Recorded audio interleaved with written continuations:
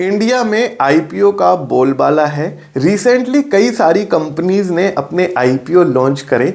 सेबी के नए नियमों के मुताबिक एक रिटेल इन्वेस्टर 15,000 रुपए से आईपीओ में अपनी बिड लगा के आईपीओ का अलॉटमेंट पा सकता है।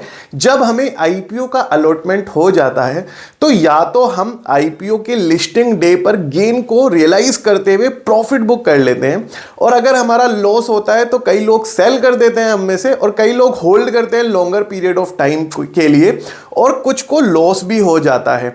प्रॉफिट है, लॉस है तो टैक्स भी है, और टैक्स का ट्रीटमेंट क्या रहने वाला है आईपीओ के केस में। और हाई कोर्ट का एक डिसीजन आया है इसी के चलते कि शॉर्ट टर्म कैपिटल गेन पे 87A की रिबेट कैसे मिलेगी, ये सारी वीडियो इस डिस्कशन में करने वाले हैं।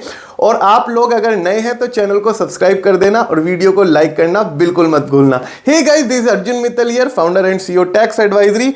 आईपीओ में जब हम लिस्टिंग होती है हमारी, तो जब हम आईपीओ को एक शॉर्टर पीरियड ऑफ टाइम के लिए होल्ड करते हैं, let's say 1 day, 2 day, 1 week, 1 month, 2 month, और अगर हमने 12 मंथ से कम पीरियड के लिए होल्ड करा आईपीओ को, तो उसको हम कैटेगराइज करते हैं शॉर्ट टर्म कैपिटल गेन में। अगर 12 महीने से कम हमने होल्ड करा और फिर सेल करा, चाहे एक ही दिन करा, तो वो कहलाएगा शॉर्ट टर्म कैपिटल गेन। और 12 महीने या 1 साल से ज्यादा होल्ड करके सेल करा तो उसे हम कैटेगराइज करेंगे लॉन्ग टर्म कैपिटल गेन में। अगर हमने लिस्टिंग डे पर गेन को कैटेगरी पे, अपना लिस्टिंग डे पे अपना प्रॉफिट बुक करा, चाहे रिटेल हो चाहे एचएनआई कैटेगरी हो, तो इनकम टैक्स डिपार्टमेंट कैसे प्रॉफिट को ट्रैक करेगा आपके।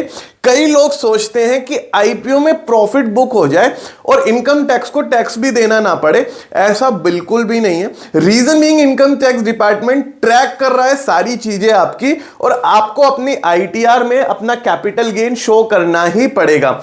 देखो, जो टैक्सेस होता है आईपीओ की लिस्टिंग में, जैसा कि मैंने बताया कि 1 साल से नीचे अगर होल्ड करोगे तो वो शॉर्ट टर्म कैपिटल गेन लगेगा, और शॉर्ट टर्म कैपिटल गेन पे हमारा जो टैक्सेशन होगा वो होगा हमारा अप्रैल 24 से 23 जुलाई के बीच में 15% का टैक्सेशन का प्रावधान था। ये फ्लैट लगता है, ठीक है, स्पेशल टैक्स रेट की कैटेगरी में आता है। लेकिन अगर आपका 23 जुलाई 2024 के बाद है तो 20% शॉर्ट टर्म कैपिटल गेन आपको यहां पे देना पड़ेगा, चाहे वो एक ही दिन के लिए होल्ड क्यों ना हो, वो शॉर्ट टर्म कैपिटल गेन की कैटेगरी में आपका फॉल करेगा। लेकिन अगर आपने 12 महीने से ज्यादा के लिए होल्ड करा अपना आईपीओस को और फिर सेल करा, तो उसको हम कैटेगराइज करेंगे अपने आईटीआर के फॉर्म में as a long term capital gain. और लॉन्ग टर्म कैपिटल गेन पे जो टैक्स रेट है वो सिमिलरली यहां पे भी चेंजेस आए हैं। एक यहां पे पहले अप्रैल 24 से 23 जुलाई 24 तक 10% एग्जेम्पशन लिमिट थी, 10% था टैक्स, और एग्जेम्पशन लिमिट थी 1 लाख। और उसके बाद यहां पे टैक्स रेट हो गया 12.5% और एग्जेम्पशन लिमिट बढ़ गई। अब देखो, इसमें भी एक चीज है, ये एग्जेम्पशन लिमिट केवल आईपीओ में कंसीडर नहीं होगी, आपके अदर इक्विटी भी होल्ड कर सकते हैं आप, म्यूचुअल फंड में भी आपका इन्वेस्टमेंट हो सकता है। तो ये एग्जेम्पशन लिमिट ओवरऑल देखी जाएगी कि ओवरऑल अगर आपका long term capital gain 1 lakh रुपए है तो वो कंप्लीटली एग्जेम्प्ट हो जाएगा। 1,25,000 रुपए आफ्टर 23 जुलाई तो वो कंप्लीटली एग्जेम्प्ट हो जाएगा। उससे ऊपर है तो आपको टैक्सेशन देना पड़ेगा 12.5%। तो ये था शॉर्ट टर्म कैपिटल गेन और लॉन्ग टर्म कैपिटल गेन पे किस तरीके से टैक्सेशन आपका इंप्लीमेंट होगा। लेकिन टैक्स में भी न्यू रिजाइम और ओल्ड रिजाइम अवेलेबल है। ओल्ड रिजाइम में 12,500 रुपए की 87A की रिबेट मिलती है, और न्यू टैक्स रिजाइम में अप टू 25,000 रुपए तक की रिबेट मिलती है 87A की। रिसेंटली 5 जुलाई 2024 को इनकम टैक्स डिपार्टमेंट ने स्पेशल टैक्स रेट में जो फॉल करता है, जो भी हमारा गेन होता है, चाहे वो लॉन्ग टर्म कैपिटल गेन है चाहे वो शॉर्ट टर्म कैपिटल गेन है, उसके अंदर रिबेट को डिसअलाउ कर दिया था और कई लोगों को टैक्स देना पड़ा था इसी वजह से।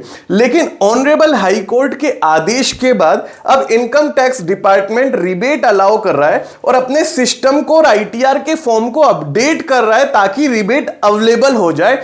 और जो भी स्पेशल टैक्स रेट जिनका कैपिटल गेन 20,000 है न्यू टैक्स रिजाइम में, या 12,500 तक है ओल्ड टैक्स रिजाइम में जिन्होंने फिल करा है, उनको रिबेट अवेलेबल यहां पे हो जाएगी।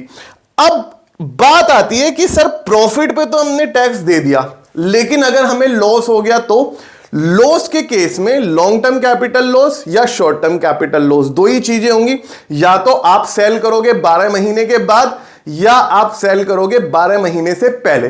तो देखो क्या होता है, अगर आपका शॉर्ट टर्म कैपिटल लॉस है तो टैक्स तो आपके ऊपर लगेगा नहीं, लेकिन ये सेट ऑफ हो जाएगा another short term capital gain से। जैसे अगर आपका इक्विटी में कैपिटल गेन है या आपका म्यूचुअल फंड में कैपिटल गेन है और आईपीओ में लॉस है, तो पहले वो आईपीओ का लॉस आपके इक्विटी म्यूचुअल फंड के गेन से सेट ऑफ होगा, फिर बचे हुए पार्ट पे आपको टैक्स देना पड़ेगा। और अगर आपका कोई और गेन नहीं है, केवल लॉस है, तो वो कैरी फॉरवर्ड हो जाएगा 8 सालों के लिए। सिमिलरली अगर लॉन्ग टर्म कैपिटल लॉस है, टैक्स तो लगेगा नहीं, लेकिन ये सेट ऑफ हो जाएगा दूसरे लॉन्ग टर्म कैपिटल गेन से। और अगर ओनली लॉस है लॉन्ग टर्म में भी, तो वो आप कैरी फॉरवर्ड कर सकते हो 8 सालों के लिए। अगले 8 सालों में जब भी कभी आपको लॉन्ग टर्म कैपिटल गेन होगा तो वो आपस में सेट ऑफ हो जाएंगे। दोनों शॉर्ट टर्म से होगा, लॉन्ग टर्म से होगा। अब यहां पे आईटीआर का फॉर्म कौन सा एप्लीकेबल होगा? देखो, जब हम बात करते हैं अपने आईटीआर के फॉर्म की, कई लोग सैलरीड प्लस कैपिटल गेन की इनकम रिकॉर्ड करते हैं अपनी इनकम टैक्स डिपार्टमेंट को।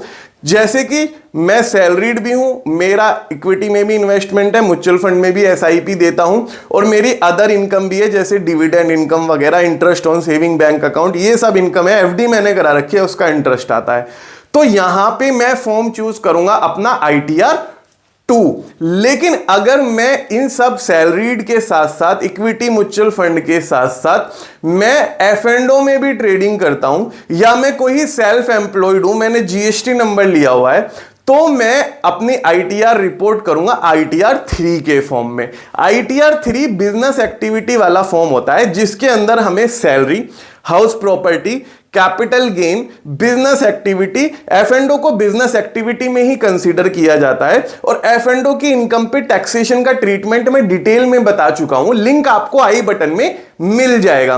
तो आप आईटीआर 3 का फॉर्म चूज करेंगे अगर आप एफ&ओ वगैरह में भी डील करते हैं। और अगर आप एफ&ओ में डील नहीं करते, बिजनेस एक्टिविटी आपकी नहीं है कोई भी, तो आप आईटीआर 2 फिल करके अपना आईटीआर फाइल कर सकते हो।